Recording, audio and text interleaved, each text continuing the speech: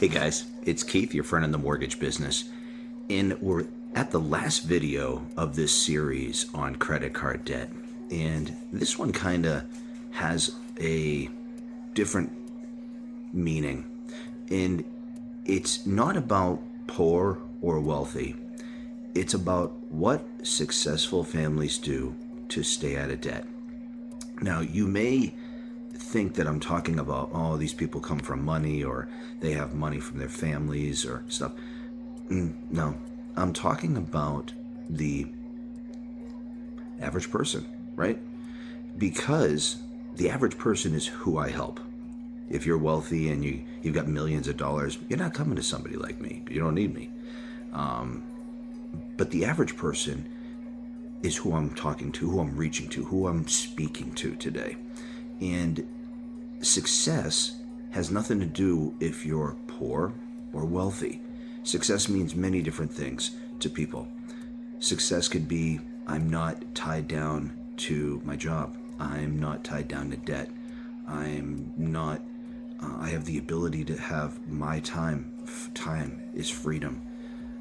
Money really straps people down, and their relationship with money, right? We're not taught about money in school. We're lucky if we're taught about money in college. And oftentimes we learn about money through lessons, right? Some easy, some hard.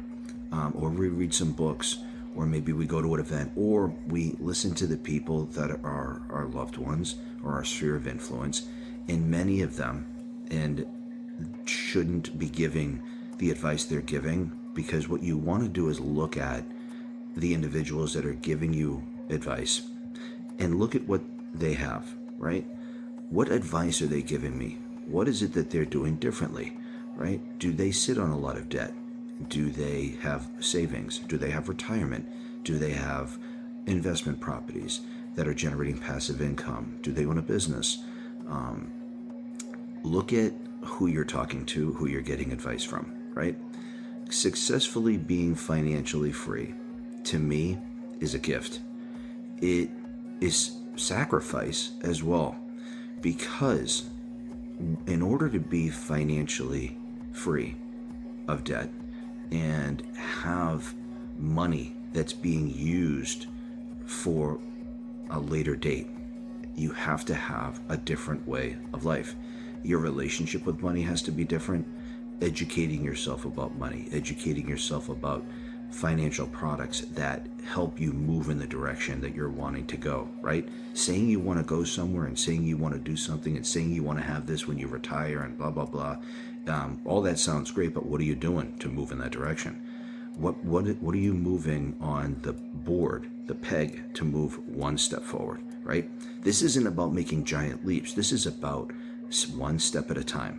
Changing what you're doing, understanding what you're doing that is impacting you from moving forward, right? And in this process, sometimes it can be painful because it's an acknowledgement of what I have not been doing to help myself. And then having somebody that has no emotion to what you're doing, right? And can look at where you're at and give you a path forward.